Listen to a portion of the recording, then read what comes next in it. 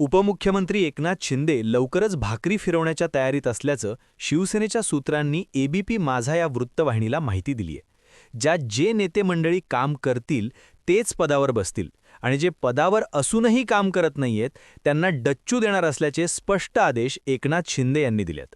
आणि याची पहिली झलक काय तर पुण्यात शिवसेनेची पूर्ण कार्यकारिणी शिंदेंनी गेल्या आठवड्यात बरखास्त करून टाकली. त्यामुळे शिंदेंच्या शिवसेनेत मोठी खळबळ उडाली आहे. मुळात हे नक्की काय घडतंय, कोणाकोणाला डच्चू मिळणार आहे आणि अत्यंत महत्त्वाचं म्हणजे शिंदे हे पाऊल का उचलतायत याबद्दल आपण सविस्तर जाणून घेऊयात या व्हिडिओच्या माध्यमातून. दरम्यान चॅनलवर नवे आला असाल तर इकडे खाली दिसत असलेल्या सबस्क्राईब बटनवर लगेच क्लिक करा. चला तर विषयाला लगेचच सुरुवात करूयात. नेमकं काय घडलंय ते समजून घेऊयात. तर जसं की आपल्याला माहिती आहे, जानेवारी 2026 मध्ये राज्यातील 29 महापालिकांचे निकाल आले. महायुतीत असूनही शिंदेंच्या शिवसेनेला या निवडणुकांमध्ये फारसं यश मिळालं नाही. मुंबईतही ठाकरेंच्या शिवसेनेनं शिंदे सेनेला मात दिली होती. तसेच जिल्हा परिषद आणि नगरपालिका निवडणुकांमध्ये शिवसेना दुसऱ्या क्रमांकावर राहिली असली तरी सत्तेत असूनही पहिल्या क्रमांकापर्यंत न पोहोचल्यानं एकनाथ शिंदे प्रचंड नाराज झाले. परंतु नाराजी फक्त मनात न ठेवता त्यांनी थेट कारवाई सुरू केली. आणि याच पार्श्वभूमीवर सर्वात आधी शिंदेंनी पुण्यावर कारवाई केली. पुणे आणि पिंपरी चिंचवड महानगरपालिका निवडणुकांमधील निराशाजनक कामगिरी आणि पक्षांतर्गत गटबाजी लक्षात घेऊन दोन्ही शहरांची संपूर्ण कार्यकारिणी तात्काळ त्यांनी बरखास्त केली. का? कारण पुण्यात शिंदेंची ताकद नेहमीच कमकुवत राहिली आहे. शिवसेनेत फूट पडल्यानंतर पुणे शहरात शिंदेंच्या नेतृत्वाखाली शिवसेनेची ताकद फारशी वाढलेली नव्हती. पूर्वीच्या 10 नगरसेवकांपैकी फक्त एकच नगरसेवक शिंदेंसोबत गेला होता.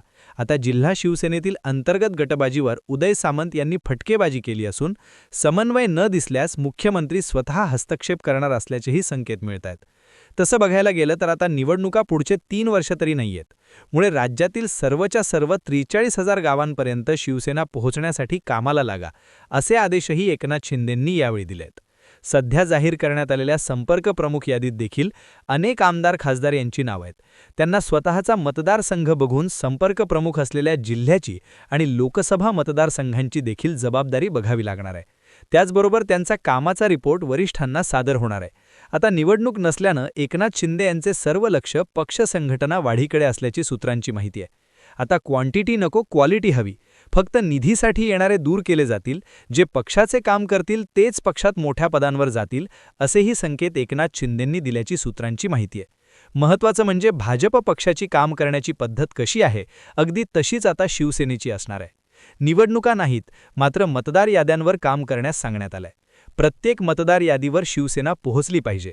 प्रत्येक BLAवर आता कामाचा जोर असेल. येणाऱ्या वर्षात मतदारसंघाचं विभाजन होणार आहे, त्यासाठी शिवसेना पक्ष तयार असला पाहिजे, म्हणून मतदार याद्यांवर फोकस करा, असेही आदेश एकनाथ शिंदेंनी दिल्याची सूत्रांची माहिती आहे.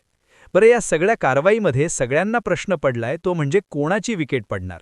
तर तुम्हाला सांगते, नुकत्याच झालेल्या जिल्हा परिषदेच्या निवडणुकीत आलेले निकाल पाहता शिवसेनेतील अकार्यक्षम 2 मंत्र्यांवर उपमुख्यमंत्री एकनाथ शिंदे नाराज असल्याची चर्चा आहे.